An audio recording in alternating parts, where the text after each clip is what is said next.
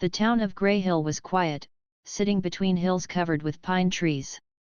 It was the kind of place where everyone knew each other, where news traveled faster than the wind. Milan, a simple worker at the local repair shop, liked the peace of this small town. But the peace started to change one cloudy evening. Dark clouds gathered over Grey Hill, thicker than Milan had ever seen. The air smelled sharp, like metal after lightning. As the first drops of rain hit the tin roof of the shop, Milan stopped working. There was something strange about the sound. It wasn't just the usual tap-tap of water on metal. There was a soft hum, almost like a faint voice hidden in the noise. At first, Milan thought he was tired.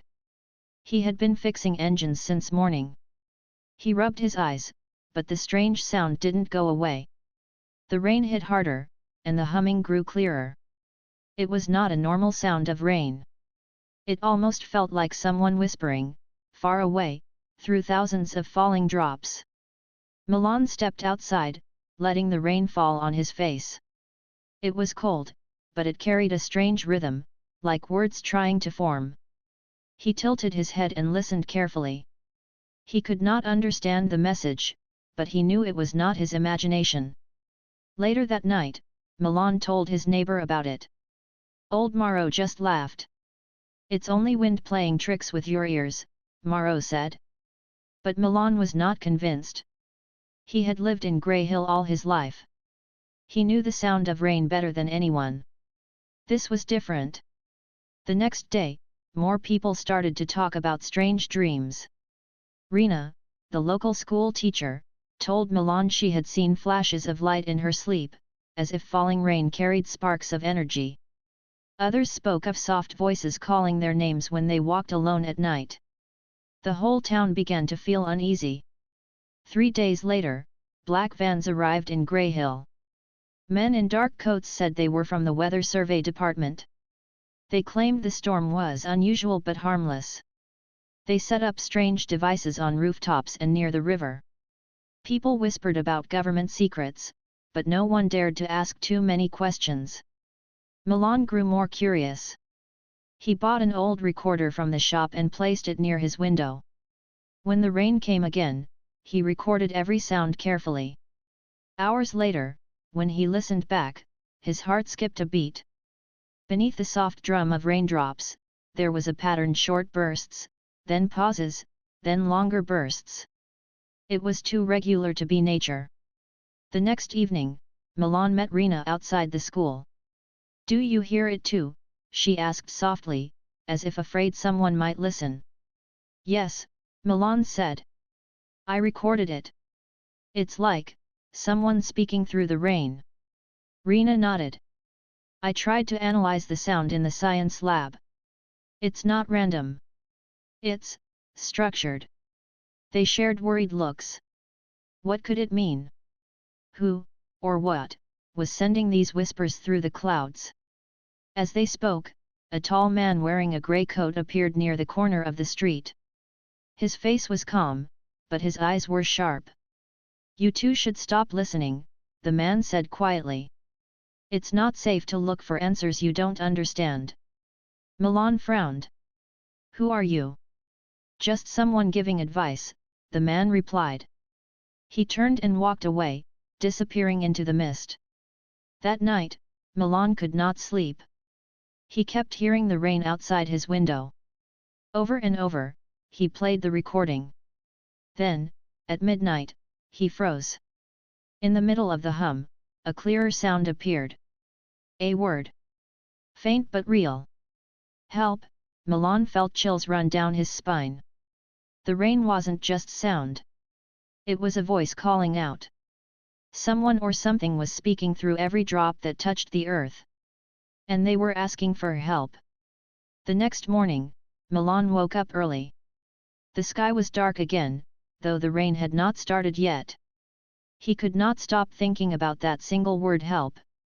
It was faint but real. Someone out there was speaking through the rain. Milan took his recorder to Rena's house. She welcomed him in, surprised to see him so early. "You look like you didn't sleep," she said. "I didn't," Milan replied. Listen to this. He played the recording.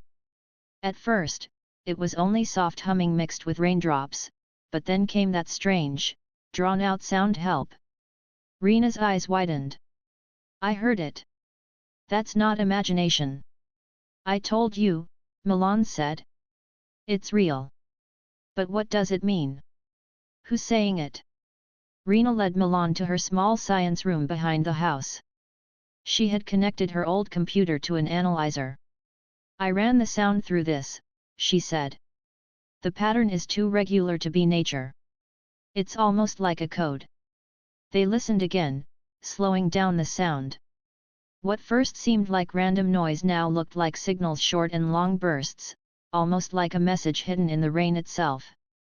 It's structured, Rena said. Whoever is sending this, they're trying to talk to us. Before they could discuss further, the tall man in the grey coat appeared at the door. His expression was calm but serious. I told you both to stop, he said. Milan stepped forward. Who are you? Why are you following us? My name is Torin, the man replied. And I'm warning you. This rain is not what you think. It's dangerous. Leave it alone. What's dangerous about listening to rain? Rena asked firmly. Torin's voice lowered. Sometimes messages are not sent to be heard. Sometimes they are traps. Before Milan could respond, Torin turned and walked away again, disappearing into the street like a shadow. That evening, the rain returned. Milan set his recorder near the window again while Rena stayed in her lab, running tests on water samples she had collected. After a few hours, Milan's recorder picked up a clearer voice, not just a word, but a full sentence, though broken. We, see, you, help, us. Milan felt his heart race. He rushed to Rena's lab to share the news. It's getting stronger, he said breathlessly. The voice is clearer now. Rena nodded. I've been working with the drops. They're normal water, but when they hit metal, they vibrate in a strange way. Like something is inside the rain itself. They connected Milan's recorder to her computer and played the sound on loop. Together, they started writing down the bursts and pauses, trying to turn it into letters. It wasn't perfect, but they could make out fragments. We, trapped, help. This isn't just weather, Milan said. Someone is sending a message. And they're asking for help. But why through rain? Rena wondered. Why not a normal signal, like radio waves? Maybe we're the only ones who can hear it, Milan suggested. The thought made them both silent. Why humans? Why Grey Hill? Later that night, Milan walked home through the drizzle. The streets were empty. The soft glow of lamps reflected off wet roads. He listened closely to every drop hitting his umbrella. Was it his imagination, or did the whispers seem closer now, almost personal? When he turned a corner, Torin was waiting for him under a street light. I warned you, Torin said quietly. Why are you so afraid of this? Milan asked. If someone's asking for help, shouldn't we try to answer? You don't understand, Torin replied. Long ago, messages like these were heard in other places. People vanished. Whole towns disappeared. If you keep listening, you'll bring danger here. Or maybe we'll save someone, Milan said firmly. Torin shook his head. You're stubborn. Just remember, some voices are not friendly. Then he stepped back into the shadows and vanished again. Milan returned home uneasy, but he could not let go of the feeling that the voice in the rain was real and desperate. Whoever they were, they needed help. When he lay down to sleep, the storm grew louder. Milan drifted into strange dreams, flashes of tall, thin figures standing behind walls of mist, reaching out with long arms. Their faces were hidden, but he felt their fear. He woke with a start, the sound of the rain still whispering at his window. For the first time, the voice spoke clearly in his mind, as if the raindrops were falling directly into his thoughts. Find us before they come. The rain came heavier than ever that night. Thick clouds rolled over Grey Hill, hiding the moon and turning the town into a blur of moving shadows. Milan stood at his window, unable to sleep. Every drop that struck the glass seemed louder, more urgent, as if it carried a heartbeat. The voice had been clear in his dream: find us before they come. He could not forget it. Who were they? And who was asking for help? The next morning, Milan met Rena in her lab. She had dark circles under her eyes. You heard it too, didn't you? Milan asked. Rena nodded slowly. Yes. It wasn't just a sound this time. It felt alive. Like someone was speaking directly to me. Before they could speak further, the power in the lab flickered. A low hum filled the room. Milan ran outside. Above the hills, hidden in the heavy rain, strange lights glowed faintly, slow pulses, moving in a circle. They weren't lightning. They weren't planes. They hovered silently, too steady and too bright. Rena stared upward. Do you see that? Yes, Milan whispered. But no one else seems to notice. The glowing lights moved slowly across the clouds and then disappeared behind the trees.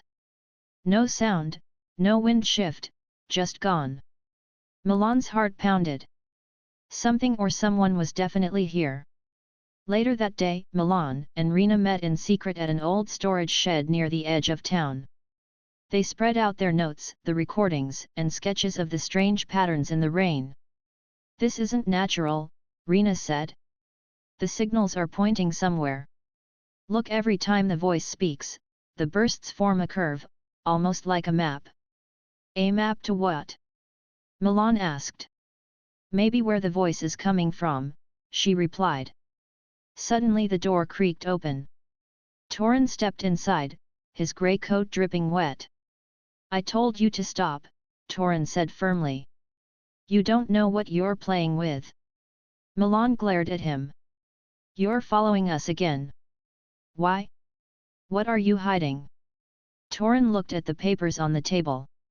I know this pattern. I've seen it before. Years ago, in another place. People disappeared then. Whole families gone. I'm trying to keep that from happening here. Rena crossed her arms. You sound like you know a lot more than you're telling. I know enough to say this: don't follow that map, Torin warned. If you do, you'll lead them right to you. Before Milan could question him further, Torin walked out into the rain without another word. That night, Milan lay awake again, listening.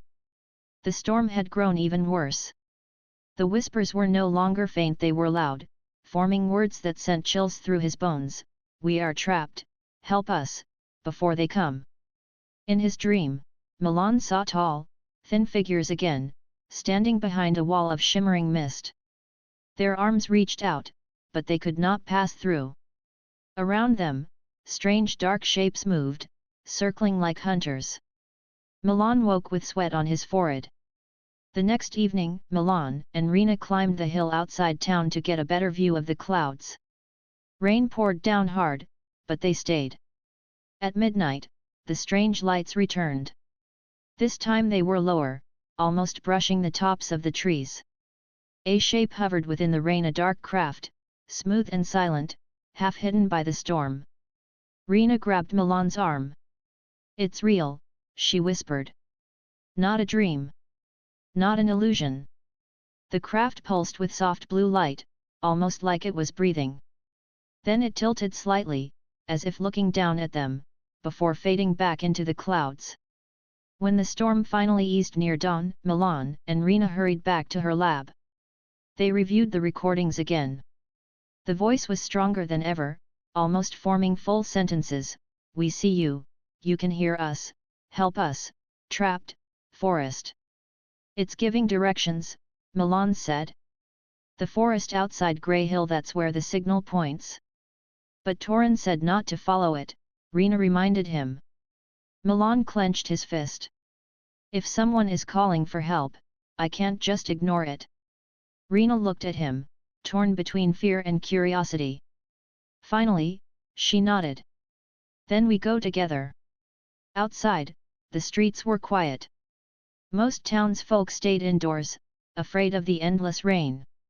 Milan noticed government vans patrolling near the main road, their antennas scanning the sky. Someone else was watching too. As they walked home, Milan had one last unsettling thought.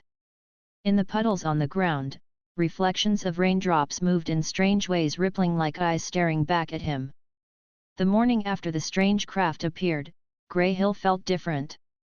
Streets were empty, doors stayed shut, and even the usual sound of children playing was gone. A line of government vans blocked the main road. Men in black coats stood guard, telling anyone who asked that it was for weather safety. Milan watched from his window. He had lived in this town all his life, but never had it felt so tense. The rain came again, steady and cold, and the whispering voice returned clearer than ever. Forest, trapped, help, hurry. Later that day, Milan met Rena near the old mill. They could not talk openly in the center of town because of the soldiers. Rena carried a folded map of the hills outside Grey Hill. The bursts in the signal line up with this, she said, pointing at a patch of deep forest beyond the river. That's where it wants us to go. We need to go tonight, Milan said. Before these soldiers figure it out. But before they could finish planning, Torin stepped out from behind the mill wall. His grey coat was wet again, his face stern. You're making a mistake, Torin said. You keep saying that, Milan replied sharply. But you never explain why. Torin looked around carefully, then lowered his voice. The rain messages aren't new. They happened before, in another part of the country. People who tried to answer disappeared. I was part of the team sent to stop it. Rena frowned. You mean this isn't the first time? No, Torin said. Whatever is trapped out there, it's not friendly. It uses voices to lure people in. Milan shook his head. You're wrong. If they wanted to harm us, they wouldn't be asking for help. They're warning us about something else, about someone coming. Torin's expression hardened. You don't understand. When you answer voices like this, you tell them you're listening. You tell them where you are. But Milan refused to back down. If someone is calling for help, you don't walk away. Then at least let me come with you, Torin said. If you're going to walk into danger, you'll need someone who knows what danger looks like. That night, the three of them slipped past the roadblock under cover of heavy rain.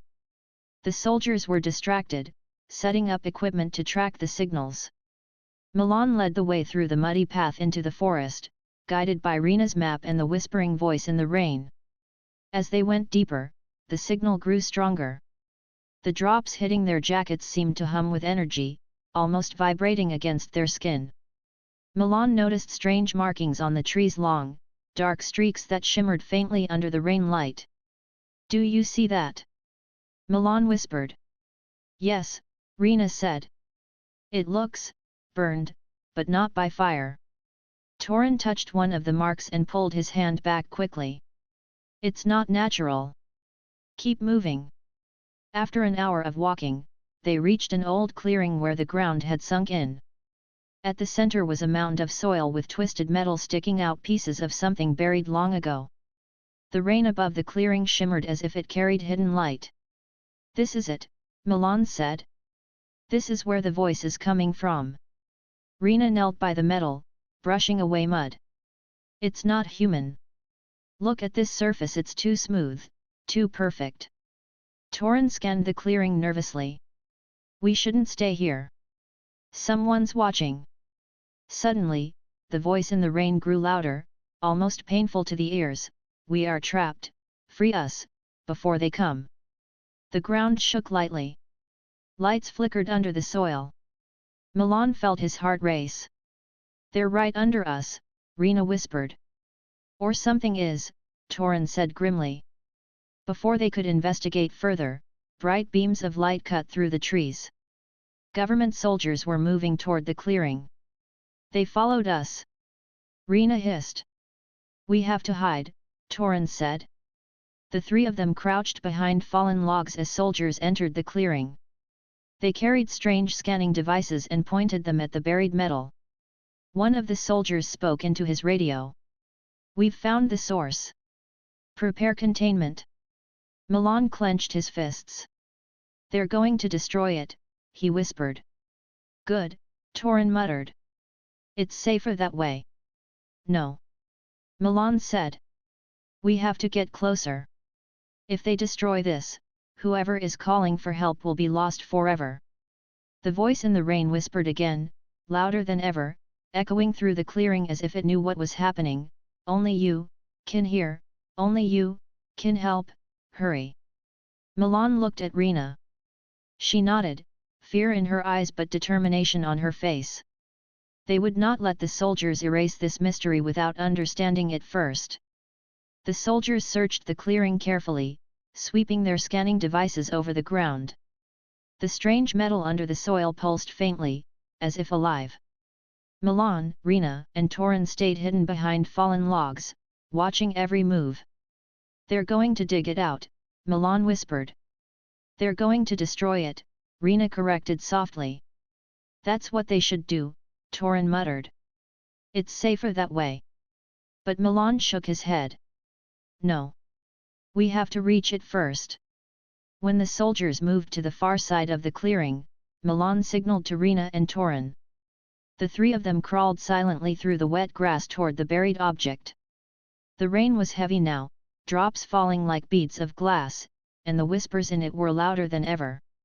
Hurry, we are trapped, free us. Rena knelt and pushed away mud from a section of the metal. The surface was smooth and cold, glowing faintly with blue light.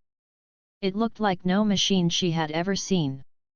This is not human technology, she whispered. Milan touched the surface gently. A strange warmth flowed into his hand, like the object was alive. Symbols appeared briefly under his fingers, lines and curves that faded as quickly as they came. Suddenly Torin grabbed Milan's arm. Stop touching it. You don't know what it will do. They're asking for help, Milan said firmly. We can't ignore it. The sound of boots on wet ground grew louder. Soldiers were returning. Torin glanced around quickly, then pulled a small device from his coat, a tool that looked like a thick metal rod. What is that? Rena asked. A jammer, Torin said. If I overload it, it will shut this thing down. You can't. Milan hissed. That could kill whatever's inside. It could save us, Torin snapped back. Before Milan could stop him, Torin pressed the device against the buried metal. Sparks shot out. The glowing light dimmed. The rain screamed with a high, painful hum. Milan shoved Torin away and slapped the device out of his hand. Do you want to destroy everything? Milan shouted. Do you want to bring danger to everyone? Torin shouted back. The soldiers heard the noise and ran toward them. Over there, one of them yelled. Milan and Rena had no choice. They grabbed Torin and ducked behind the mound as flashlights cut through the darkness. The soldiers were only meters away. Rain soaked their clothes, but Milan's mind was racing. He had touched the strange machine and felt it respond. It wanted to open, but it was weak, damaged by Torin's jammer. We can't let them take this, Milan whispered. Then we have to fix it, Rena said. How? We don't even know what it is. We follow the signal, Rena replied. Whatever's inside is telling us what to do. The soldiers circled the clearing but did not see them in the shadows. For now, they were safe. But Milan knew they would not stay hidden for long.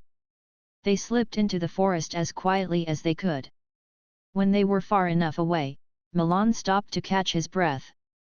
You almost ruined everything, Milan said to Torin. You're blinded by your feelings, Torin replied. You think every voice asking for help is innocent. But I've seen what happens when you answer the wrong ones. Rena stepped between them. Enough. Fighting each other won't help. We need to figure this out before the soldiers destroy it. They followed the whispers deeper into the forest until they found an old hunting cabin. Inside, Milan used a lantern while Rena studied the recorder. The signals were forming clearer words now: only humans can open, only you can free us. Milan frowned. What does that mean? Why only humans? Maybe our brains hear something others can't, Rena said. Or maybe this machine is designed to respond to us. Or maybe it's tricking you, Torin muttered. But Milan ignored him. He placed his hand on the recorder speaker, closed his eyes, and listened carefully. Images formed in his mind, flashes of tall figures trapped inside a shimmering barrier, struggling to break free. He saw parts of the buried machine glowing in sequence, showing him how to repair it. When he opened his eyes, his face was pale. I know what to do, Milan said. You do? Rena asked in surprise. It's like they showed me, he explained. The machine is broken. If we restore the energy flow, it will open. And if it opens? Torin asked sharply. Then we find out who's been calling us, Milan replied. And we give them a chance. Outside, the storm grew worse. Lightning flashed over the forest, and the rain whispered louder than ever. Milan felt a strange certainty deep inside. Whoever was trapped down there, they were not enemies. They were scared. They were waiting for someone brave enough to listen. The storm over Grey Hill grew worse with every passing hour. The government had sealed all roads, declaring the town unsafe because of weather conditions. But Milan knew it wasn't the weather they feared, it was the buried machine in the forest.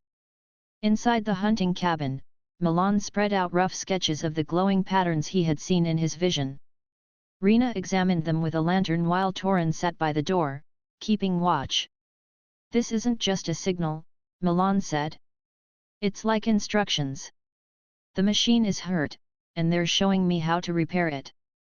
Are you sure you can? Rena asked softly. I have to try, Milan replied. Torin shook his head. You're letting them control you. These things send dreams and visions because they know you'll listen. Maybe, Milan admitted. But even if it's risky, what if they're telling the truth? What if they're just trapped?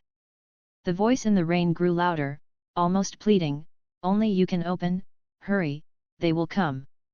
Rena looked at Torin. If Milan's right, destroying that machine means killing whoever is inside. Can you live with that? Torin didn't answer at first. His face softened slightly, but he stayed silent. That night, they returned to the clearing. Soldiers had set up bright lights and machines around the buried object. A group of them worked to cut into the ground with heavy tools. They're going to take it apart, Milan whispered. Or blow it up, Torin muttered. They hid in the trees, waiting until the soldiers rotated their guard shifts. Then they slipped past the edge of the clearing and crawled close to the mound. Milan placed his hand on the glowing metal again.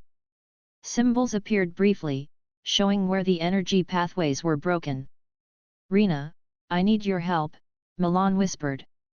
We have to connect these points with any wire or metal we can find. Rena nodded and quickly pulled tools from her bag, simple things like pliers, wires, and clamps. While they worked, Torin watched the soldiers nervously. You two are insane, he muttered. But instead of stopping them, he began scattering mud over their tracks to hide what they were doing. As Milan tightened the last wire, a pulse of blue light spread across the buried machine. The rain hissed louder, whispering clearly now, almost free, only you. But the glow caught the attention of a soldier. Hey! Over there, he shouted. Flashlights swung toward them. Milan and Rena ducked low, but Torin leapt up and ran in the opposite direction, waving his arms. Over here! This way, he shouted, drawing the soldiers away. He's distracting them. Rena whispered. Then we finish this now, Milan said. With the last connection made, the machine's light spread in a perfect circle, and the ground vibrated under their feet. The rain around them turned to a glowing mist, and the voice became strong, like a person standing beside them. "You are brave, only you can hear, open the way." Rena looked at Milan. "What now?" Milan placed both hands on the metal. "I think I have to trigger it manually. It's waiting for a human touch." The machine pulsed 3 times, as if asking for confirmation. Milan pressed harder, and a column of light shot upward through the rain. The clouds above the forest twisted like a giant funnel. From the distance, Milan heard Torin shouting orders at the soldiers, telling them to retreat. Then Torin appeared again at the edge of the clearing, running toward them. "You have to hurry!" Torin yelled. They called for backup. "They're going to bomb this place." The voice in the rain spoke louder than ever. "One act of courage will save us all." Milan's vision blurred. He saw tall, thin figures trapped inside the shimmering barrier, pressing their hands against it. They looked weak, almost fading. He also saw something darker, a shadow approaching from far above, something hunting them. "Whatever's coming, it's not the soldiers," Milan said quickly. "We have to open this now." Rena gripped his arm. "Are you sure?" "Yes." Torin stepped beside him. "If you're going to do this, I'm with you." "I was wrong." Milan nodded gratefully.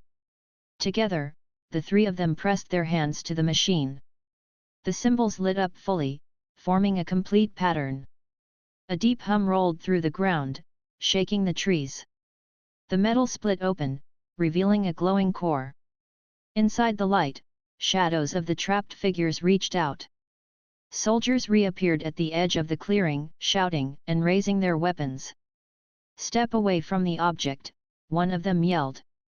But Milan didn't move. He felt the machine waiting for his command. One last touch, and it would release whatever was inside. He looked at Rena and Torin. "This is it. We either trust them or we let them die." They nodded together.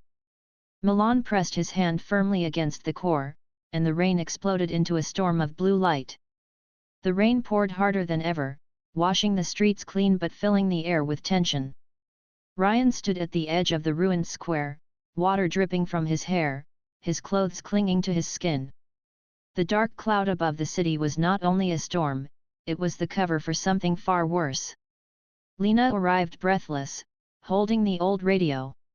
"It's ready," she said. "The signal can reach every part of the city now." "Are you sure this will work?"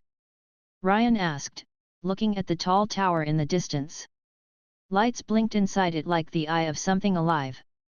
"It has to," Lena replied. "The invaders are controlling people through sound. If we broadcast a counter-signal, they'll lose control." Together, they ran through the rain, slipping over broken stones. The enemy drones circled above, searching for them, their sharp beams cutting through the darkness. Ryan and Lena hid under an abandoned bridge until the path cleared, then dashed forward again. Every second counted. When they reached the tower, they saw Myra waiting at the base, holding a bundle of wires in a small glowing box. "The heart of their machine is up there," she said, pointing to the top floor. "But we need to connect this device to the broadcast system." The climb up the tower was not easy. The stairs were broken, and every floor echoed with strange whispers. The voices were not human, soft yet cold, trying to make them stop. Ryan felt dizzy, but Lena squeezed his hand. "Keep moving," she whispered. Finally, they reached the control room. A huge black console pulsed with light, spreading invisible waves through the city. Ryan placed the glowing box near the console while Lena connected the wires. Sparks flew. The machine fought back. Suddenly, metal guards rushed in, tall, silver machines with glowing eyes. Myra pulled out a rod that sent electric shocks and blocked their path. "Finish it," she shouted. Ryan typed on the console as fast as he could. "Almost done," he muttered. But the machine pushed back, shutting down parts of the system. Lena grabbed the radio and forced it to transmit. If we can't reprogram it, she said, we'll overload it. The room shook as the signal went live. A loud hum spread through the city, mixing with the whispers. People on the streets stopped moving like puppets whose strings had been cut. The drones froze in midair and dropped to the ground. The silver guards in the tower fell one by one. The console cracked open with a burst of light. The invaders' voices turned into a final scream before fading away. Then silence, except for the rain. The storm slowly cleared. The black cloud above the city broke apart, letting sunlight pass through. For the first time in weeks, the people of the city looked around with their own eyes, free from control. On top of the tower, Ryan, Lena, and Myra stood together, exhausted but smiling. We did it, Myra said softly. But at what cost? Ryan asked. The tower was ruined, and parts of the city were destroyed. Yet, hope had returned. Down below, people gathered in the square, cheering when they saw the three heroes descend. Children ran to them, and old men and women thanked them with tears in their eyes. We have shown them, Lena said, that humans will not bow. Ryan looked at the horizon. Though the invaders were defeated, he knew the universe was wide, and others might come. But now humanity had learned something important: they could fight back. As the sun rose over the wet streets, the last drops of rain sparkled like silver. The whispers were gone. Only the voices of free people remained, louder than any storm.